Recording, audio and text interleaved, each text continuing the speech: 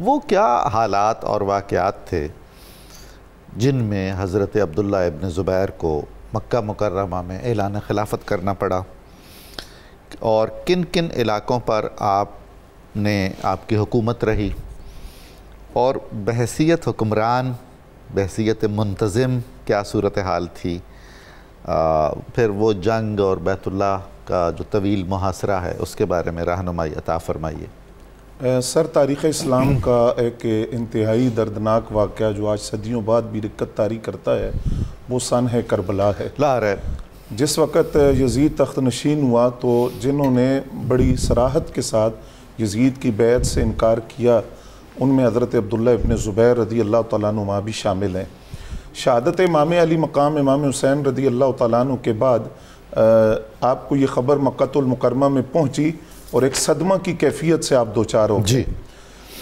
یزید کے سیاہ کارناموں میں سے ایک کارنامہ ہے واقعہ ہرہ، جو 62 ہجری کے اندر ہوا اور مسلم بن عقبہ کی قیادت کے اندر مدینہ منورہ، جی بالکل، مدینہ طیبہ کی حرمت کو پامال کرنے کی کوشش کی گئی، اور اس میں ایک تفصیل ہے۔ اس واقعہ ہرہ کے بعد جب یہ لشکر وہاں سے نکلا تو ان کو بیت اللہ شریف کی طرف رخ کرنے کا کہا گیا۔ دیکھیے نا، اس عہد میں پھر 3 حرمتیں پامال ہوئیں۔ جی بالکل، حرمت آل رسول، جی بالکل، حرمت مکہ مکرمہ، جی، اور حرمت مدینہ منورہ۔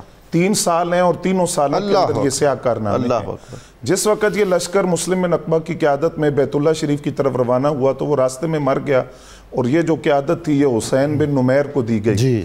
اب وہ اس لشکر کو سنبھالتے ہوئے جب مکہ المکرمہ میں داخل ہوتا ہے تو بیت اللہ شریف پر سنگباری کی جاتی ہے، آگ کے گولے برسائے جاتے ہیں۔ حضرت اسماعیل علیہ السلام کے فدیے کے طور پہ جو دمبا آیا تھا اس کے جو سینگ تھے وہ حرم مکہ میں موجود تھے، ان کو نقصان پہنچا۔ بیت اللہ شریف محاصرہ کر لیا بالکل ہی ہر طرف سے، 65 دن یہ محاصرہ رہا۔ اللہ اکبر۔ اور اس محاصرے کے بارے میں وہ خود حسین بن نمیر کے لفظ ہیں کہ اس معاشرے کے دوران حضرت عبداللہ ابن زبیر کو ہم نے دیکھا وہ بڑی طمانینت اور سکون کے ساتھ حرم میں آ کر نماز پڑھتے تھے، سبحان اللہ، یہاں تک کہ ان کے بھائی حضرت منذر بن عمیر بھی شہید ہوئے اور حضرت مسور بن مخرمہ رضی اللہ تعالیٰ عنہ بھی اس دوران سر میں پتھر لگنے سے شہید ہو گئے۔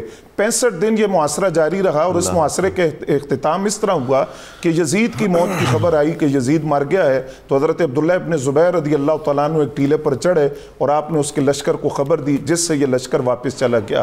اب چونکہ بیت اللہ شریف کی جو عمارت تھی اس کو نقصان پہنچا تھا تو حضرت عبداللہ ابن زبیر اس کی طرف متوجہ ہو گئے۔ اور میں یہاں یہ بات بھی عرض کروں گا کہ ان 65 دنوں کے معاشرے کے اندر خود حسین بن نمیر کے لفظ ہیں کہ اس قدر سکون تھا عبداللہ ابن زبیر پر کہ جب وہ خیمے سے نکلتے تو یوں لگتا جس طرح جھاڑی سے شیر نکل رہا ہے۔ بالکل آپ پریشان نہیں ہوئے اور استقامت کے ساتھ ان سارے مصائب کو برداشت کیا۔ حالانکہ جناب وہ محاصرہ بتاتے ہیں مورخین، ایک دانہ یا ایک قطرہ اندر نہیں جانے دیا گیا۔ جی بالکل۔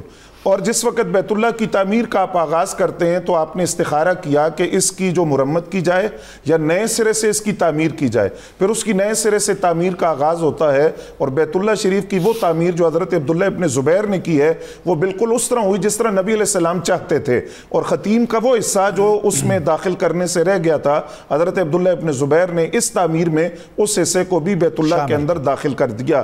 جب یہ تعمیر مکمل ہو گئی تو اس پر آپ نے ریشمی غلاف چڑھایا۔ اس دن مکہ المکرمہ میں جشن کا سما تھا، نعرہ تکبیر بھی بلند ہوا، تکبیر و تعلیل کی صدائیں بھی تھی، جانور ذبح کیے گئے، اور حضرت عبداللہ ابن زبیر برہنہ پاؤں میقات گئے اور احرام باندھ کر آ کر عمرہ کی ادائیگی کی ہے۔ اس کے بعد یزید کے اس موت کے بعد حضرت عبداللہ ابن زبیر رضی اللہ تعالیٰ عنہ کی جو خلافت تھی وہ نہ صرف حجاز کے اندر بلکہ عراق کے اندر، مصر کے اندر، بلکہ یزید کا بیٹا معاویہ بن یزید جس وقت انتقال کرتا ہے تو پورے عالم اسلام پر حضرت عبداللہ ابن زبیر رضی اللہ تعالیٰ عنہ کی حکومت تھی۔ لیکن پھر مروان بن حکم کا دور آتا ہے، ساسیوں کا آغاز ہوتا ہے، اور اس کے بعد اس کا بیٹا عبد الملک بن مروان آتا ہے، تو پہلے عراق سے، مصر سے، پھر مرحلہ وار مختلف علاقوں سے حضرت عبداللہ ابن زبیر کی حکومت کو ختم کیا جاتا ہے۔